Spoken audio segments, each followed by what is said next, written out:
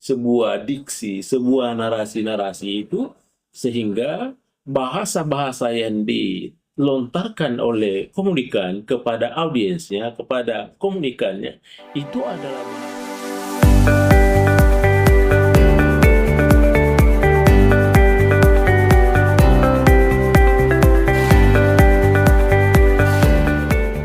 Bismillahirrahmanirrahim. Assalamualaikum warahmatullahi wabarakatuh. Para pemirsa sekalian dimanapun berada, terima kasih atas segala atensinya yang tentunya selalu menonton channel YouTube kita ini, Mr. Koronis, komunikasi romantis dan humanis. Baik para pemirsa sekalian dimanapun berada, tentu saja channel YouTube kita ini selalu berbicara sepanjang ya, baik dari awal komunikasi, kemudian pada saat komunikasi berlangsung, bahkan tentunya setelah komunikasi berlangsung. Sebab di dalam komunikasi tentunya ada yang dikenal dengan feedback, ada umpan balik, ya, ada juga tentunya dikenal dengan efek, ya. Sehingga dengan demikian, tentunya persoalan komunikasi tidak hanya sebatas menyampaikan pesan, tetapi setelah itu maka ada tindak-tindak lanjut yang perlu kita hargai, yang perlu kita rawat secara bersama. Baik para pemirsa sekalian dimanapun berada, dalam hal berkomunikasi, tentu saja bagaimana harus tampil di hadapan audiens. Mungkin lebih menarik, ya, mungkin lebih audiensnya merasa simpatik. Ya, pendek kata bahwa seorang komunikator tampil di depan audiensnya tentunya berharap agar penyampaiannya itu tentunya syarat dengan nilai-nilai seni. Makanya kita mengenalnya adalah seni berkomunikasi. Di dalam seni berkomunikasi ini, kata Aristoteles bahwa seni berkomunikasi itu adalah bagian dari wilayah retorika. Makanya di dalam retorika, beliau menyebutnya bahwa salah satu unsur yang terpenting dalam retorika itu adalah ada yang disebut dengan unsur patos. Apa itu unsur patos? Unsur patos itu artinya sesuatu yang dikemas agar dapat menyentuh daripada perasaan-perasaan atau emosi daripada audiens. Ya, sehingga audiens itu dia merasa bagian dari, ketika kita berbicara di hadapannya, maka dia merasa adalah bagian dari dirinya. Kenapa? Karena dia sampai terketuk hatinya. Ya, oleh karena itu para pemirsa sekalian, kita akan melihat ya setidaknya 5 ya unsur-unsur daripada patos itu. Ya. Yang pertama, unsur patos adalah emosi. Bagaimana itu emosi? Emosi di sini tentu berkaitan dengan perasaan, simpati, empati, ya. Perasaan-perasaan inilah yang kadangkala dicurahkan kepada audiens. Sehingga audiens merasa diapresiasi. Tentunya setidaknya kita merasa bangga dengan audiens. Setidaknya merasa ketika dia mengalami kesedihan audiensnya. Boleh jadi komunikatornya dia juga seakan-akan mengalami itu. Sehingga audiensnya merasa bagian daripada komunikator atau pembicara. Itu yang pertama terkait dengan persoalan emosi. Yang kedua, bagaimana menyentuh perasaan audiens, ya? Menyentuh audiens itu adalah tentunya terkait dengan cerita-cerita, ya, Pak.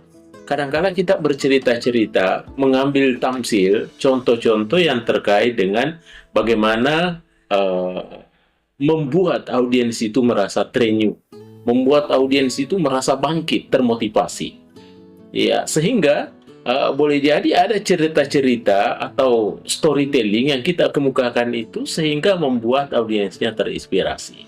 Ini juga adalah bagian dari karakteristik atau unsur-unsur patos yang kedua.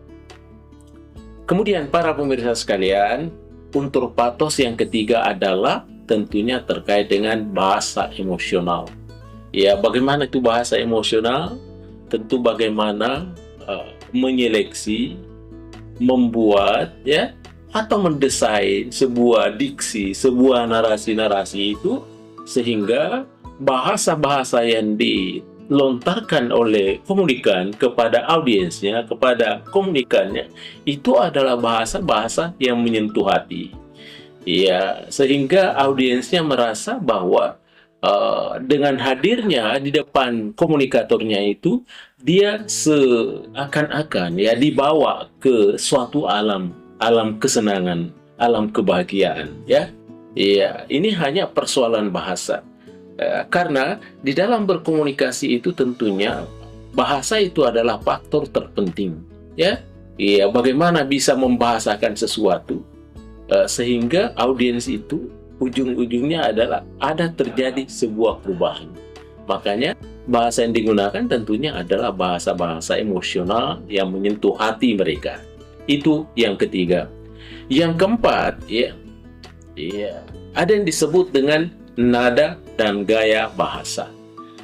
Bagaimana nada dan gaya bahasa?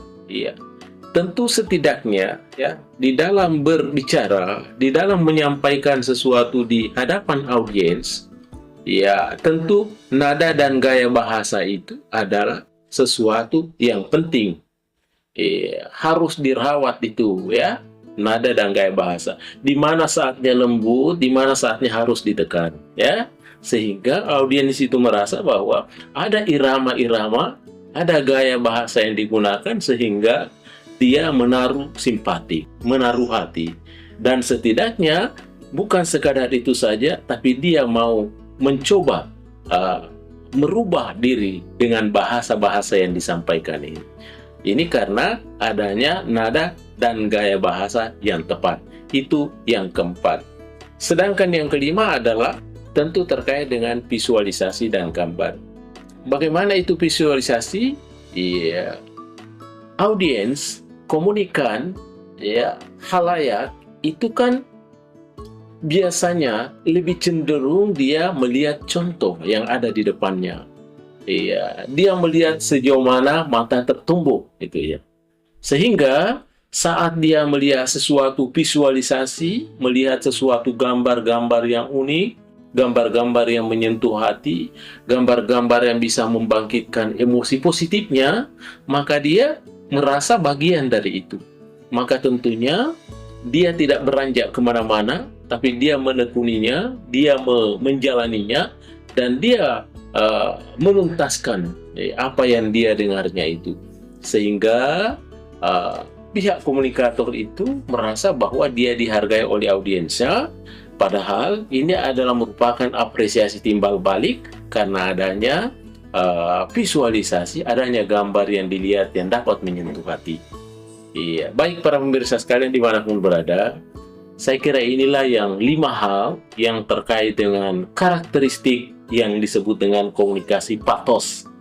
Karakteristiknya yang pertama adalah tentu ada emosi, membangkitkan emosi audiensnya. Kemudian kedua adalah setidaknya mengunggah cerita-cerita atau storytelling yang dapat mengetuk hati audiensnya. Yang ketiga tentunya adalah bagaimana menggunakan bahasa emosional, bahasa yang mampu meresap ke dalam sampai tulang sumsumnya. Kemudian yang keempat adalah bagaimana menggunakan nada dan gaya bahasa yang baik, yang memukau, yang sampai audiensnya merasa simpati dan empati. Dan yang paling terakhir adalah bagaimana visualisasi atau gambar yang ditampilkan itu juga mampu mencuri perhatian daripada audiensnya, sehingga audiensnya merasa selalu bagian dari situ, bagian daripada visualisasi itu. Baik para pemirsa sekalian dimanapun berada, terima kasih atas segala perhatiannya. Mudah-mudahan ada manfaatnya, baik terhadap diri saya maupun terhadap pribadi-pribadi audiens. Terima kasih. Mr. Koronis mengundurkan diri. Assalamualaikum warahmatullahi wabarakatuh.